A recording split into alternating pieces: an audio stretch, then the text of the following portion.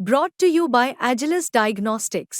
Health test की बात आती है तो मैं भरोसा करता हूँ India's largest diagnostics company, Agilus Diagnostics. खुद को टेस्ट करते रहो. It's officially that time of the year again. Winter is here and with it comes Delhi's annual struggle with pollution.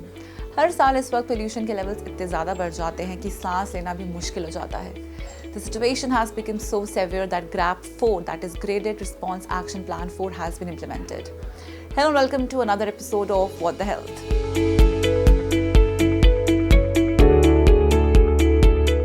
Usually hear about AQI hitting 500 around this time, but this year something shocking has come to light.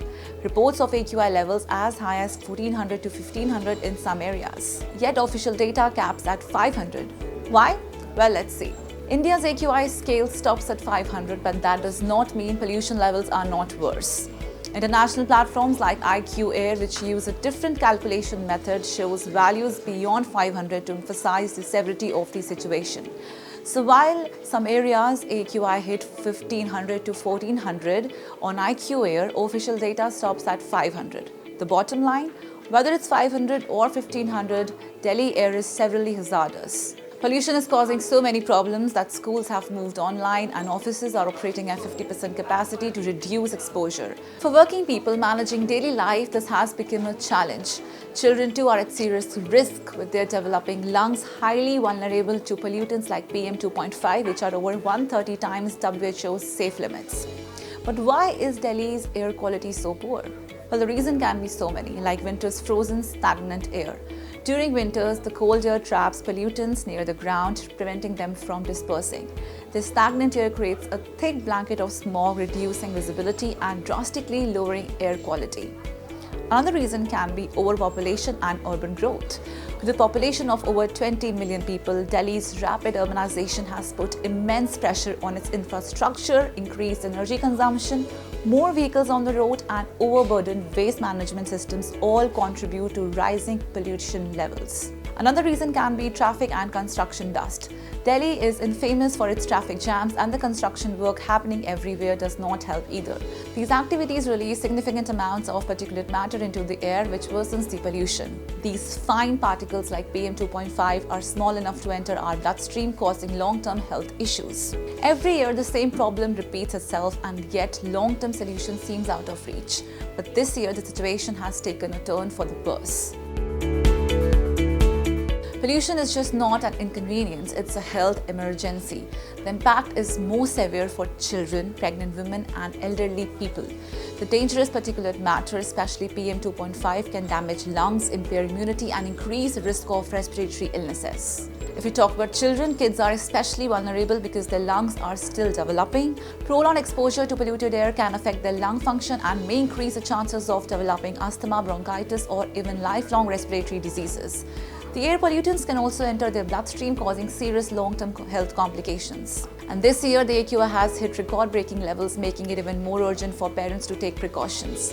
If we talk about pregnant women, exposure to poor air quality during pregnancy increases the risk of premature births and low birth weight, which can lead to complications for both mother and child later in life. For the general public, the effects of pollution include respiratory problems, cardiovascular diseases, and eye irritation. Smog can cause eye discomfort, redness, and blurred vision. It is also linked to an increased incidence of heart attacks, strokes, and other life-threatening conditions. As the air quality deteriorates, many people are forced to stay indoors, which only adds to the strain. Schools have moved to online classes and offices have reduced their workforce to 50%. While these measures provide some relief, they're only temporary solutions. The real solution lies in tackling the root cause of pollution and adopting long-term strategies. While the government works on implementing measures to improve the air quality, here are some practical tips that you can follow to protect yourself and your family from the harmful effects of pollution. N95 masks are the most effective way to filter out fine particulate matter like PM 2.5. These masks help to reduce the risk of inhaling harmful pollutants, which can cause significant damage to your lungs. For people with pre-existing respiratory conditions like asthma, masks with silicone linings provide added comfort and protection. A Avoid outdoor activities. जब तक ज़रूरत ना हो बाहर जाने से बचे. Minimize outdoor activities, especially during peak pollution hours. Use air quality monitoring apps to track the levels in your area and decide when it's safest to go outdoors. Use air purifiers. Air purifiers with HEPA filters are essential for maintaining clean indoor air. These filters can remove up to 99% of airborne particles, including dust, pollen, and smoke.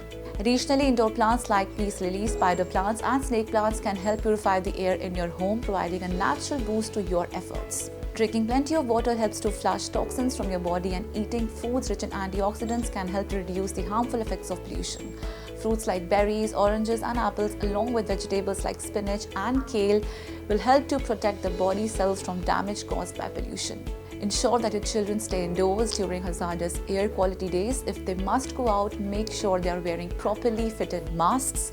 Monitor for any signs of respiratory discomfort such as coughing, a shortness of breath, or a runny nose, and take them to a doctor if required. Delhi's air pollution is not just an environmental issue, it's a public health crisis. The grab measures and other temporary actions are commendable, but the long-term solution requires collective action. We need stricter environmental regulations, better waste management systems, and an end to stubble burning. More importantly, we need cleaner energy and sustainable practices that reduce our dependency on fossil fuels. While the government has a significant role to play, we as individuals must also do our part. By adopting cleaner practices and making better lifestyle choices, we can help to reduce the strain on the environment. Whether the AQI says 500 or 1500, the message is clear. It's time to act before it's too late. That's all for today. Keep watching What the Health on FitTalk.